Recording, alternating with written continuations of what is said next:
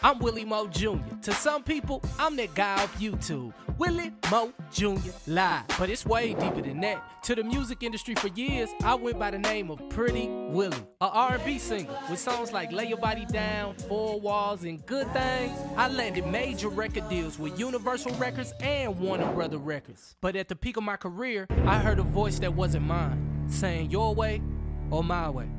And I knew I had a decision to make, that I could either continue doing what I was doing or choose the road less traveled. I chose the latter of the two. I lost a lot of friends, but at the end of the day, I can say it was worth it. Today, I'm the servant leader of the Young Fly and Save movement, impacting young people all across the world. I have a syndicated radio show. I'm a business owner, a family man, and more importantly, a servant of the Most High God. It's been amazing. The harvest is plenty, the workers are few, but as long as God with us, we gonna do what we do. Flat out. Willie Mo Jr.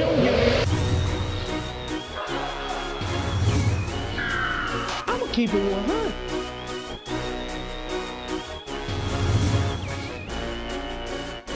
I'ma keep it 100. Flat out. Willie Mo Jr. here. Now, when I was coming up in school, the teacher would walk in and say, "Good morning, class. I would like to ask you, what would you like to be when you grow up?" I'd be like, me. Oh, Mr. Moore, what would you like to be? I want to be a police officer. Everybody in class would be like, "Oh, man, I want to be the police officer." I don't know why, but the kid had a big interest in law enforcement. Today's kid, not so much. Hood cats be like, "Brother, police don't be doing nothing but racially profiling me." Police be like, "I have to do what I have to do to get home to my kids safely. I have my own life to protect." Really? I'm sure that each party has some validity in what they're saying, but we have to come to a common ground. We got to learn how to respect authority. So today we're gonna sit down with one of my sergeant police buddies, and we're gonna get to the bottom of this here flat out. So I like to call this episode Respect Authority. Let's go.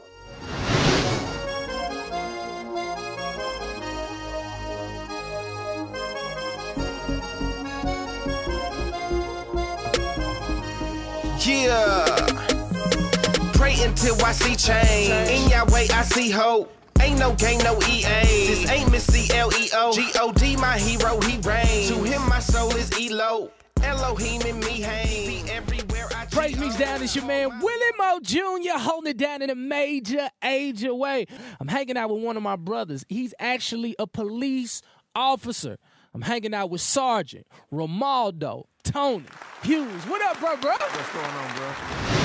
Sergeant Tony. Sergeant Tony fresh though, bro. One of them smell good police officers. See that dude that when you shake his hand, you be smelling like him for the whole day. I'm just playing, but I'm serious. Sergeant Tony has been serving the Atlanta area for over 20 years. I'ma keep it 100. Bruh done seen the good, the bad, and the ugly. But because of his relationship with Christ, he's able to handle police business by the good book. Flat out. I'm so happy that you're here, man. I actually met you at one of the concerts, man, and I just always like to look at my brothers now, just because right now, with all the Mike Brown stuff going on and so many different issues that are going on in the media about police officers, I want to do my part to change the narrative of police officers on the street, right? And so I just want to start off, man, how you become, in my hoodedom voice, how you become the police? Well, man, that's an interesting story, man. I hadn't always liked the police. Growing up, I was like every other young black male in the metro area. The police were seen as the enemy. Where you from, though? I'm born and raised in Decatur, Georgia.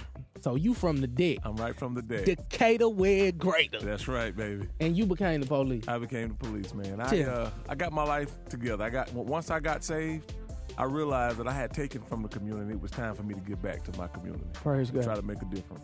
And so with your giving into the community, like, how did your friends and people around you, how did they view you, knowing the old you and now seeing the new you? You know, it was sort of like Jesus. When people saw me being a police officer, you know how they said, "Is that Mary's boy, the carpenter?"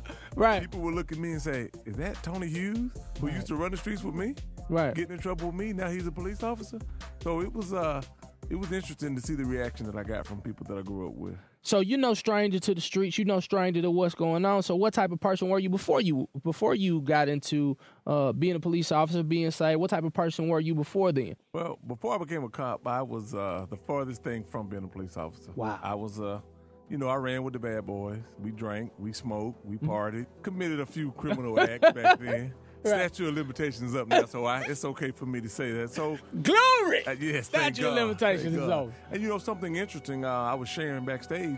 I actually had been arrested before. Wow. As a teenager, I spent a little time in juvenile. 1 year, I was about 19 years old. I went to Mardi Gras, and you know how it gets down in New Orleans. Yeah. I ended up spending a week in jail down in Mardi Gras. Wow. So it was only by God's grace and mercy that I even was able to become a police officer based on my past and my history. Man, that's amazing. So what I'm doing, I'm building foundation. Because what I've noticed is that people, when they see police officers, they see perfect. And they don't see the process that people go through to become a law enforcement officer. And since you've just been in law enforcement now for how long? 20 years. 20 years of law enforcement. How has it changed since the beginning?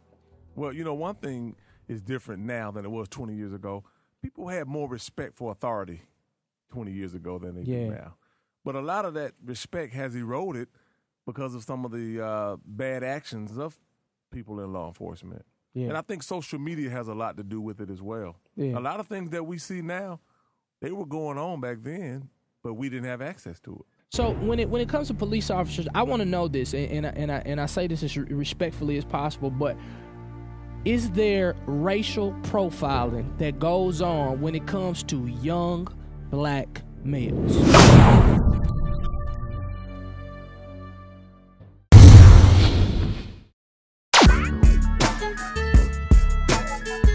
During the untimely death of Mike Brown, I decided to go back home to St. Louis, Missouri.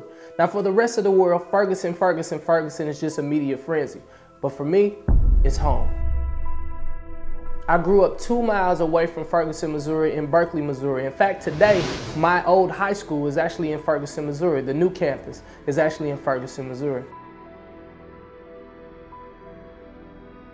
When I arrived in Canfield Green, the law enforcement people told me, hey man, you know, law enforcement is kind of up on West Florissant, and I don't advise you to go into Canfield Green. But I just believe that as Christians, we got to go to the heart of the people, man. And we went out there and we got a chance to love on the people. And the truth is, the peace of God rested on that community. I believe that true leaders stay true to the people that they're called to. I know that I'm called to the youth. I know that I'm called to young adults. So my main focus was to make sure that young people could get back in school.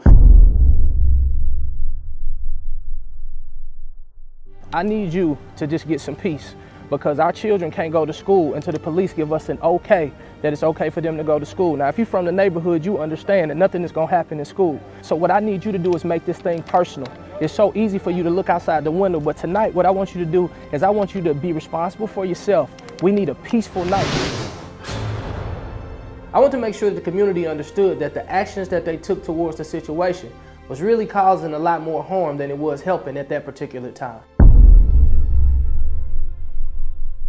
What was it like growing up in Ferguson, Missouri? Well, it's not like Sparta, Mississippi, you know what I mean, in the 60s. It wasn't anything like that. Sometimes they shifted the narrative to believe like, oh man, you couldn't go nowhere if you were black. No, it wasn't like that at all. Don't get me wrong, you did understand what you could do. If you're going through the hood and you have 4 people in the car and there's 4 of us, we made sure that we took our brims off, took our hats off to make sure that, you know, we wouldn't get profiled. And for us, it was nothing wrong with that. But as you look back, Ferguson really was a step up from where I'm from. Like, we from Kinloch, Berkeley area. If you went to Ferguson and you lived in Ferguson, heck, you made it to us, you know what I mean? So it's actually a nice place to live. How can we change the narrative of black men in media? Well, I think it starts with us giving an image. Everything happens in the image. You can't be what you can't see. So what I would like to see done is, you know, through social media, through television, and through different media outlets, if we could really shift the narrative and just really start focusing on the men who are taking care of their kids, who are getting educated, who are going out there doing the right thing in the community, I think if we start putting some light on that, we could start showing these different communities, whether it's urban communities or other communities, that, hey, you know what? This is what a family unit looks like. Being this godly family is actually obtainable. All it takes is a commitment, a decision for us to go out there and win on purpose. And I think that's how we change the narrative.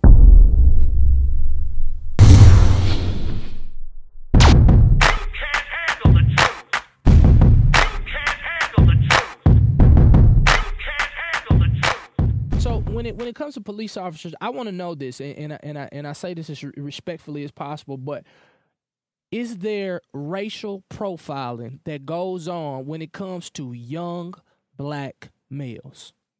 Well, I'm going to have to talk to you from an honest standpoint. Mm-hmm. Let's be real. All humans stereotype to a certain degree. Indeed. You see a man with a suit and a briefcase, we automatically stereotype and think that this person's educated, they have a good job, and so forth. Vice versa. You see someone with hoodie on, pants slack, you are automatically begin to form a certain idea of what you think about that person. When you got police officers who are human, like the rest of us, coming from different cultures and different backgrounds and different environments, their image of young black males tend to be tainted by media perception, things they see on the news, rap videos, and so forth. Exactly. So that causes them sometimes to stereotype. Indeed. So yes, it does exist, the short answer to it all.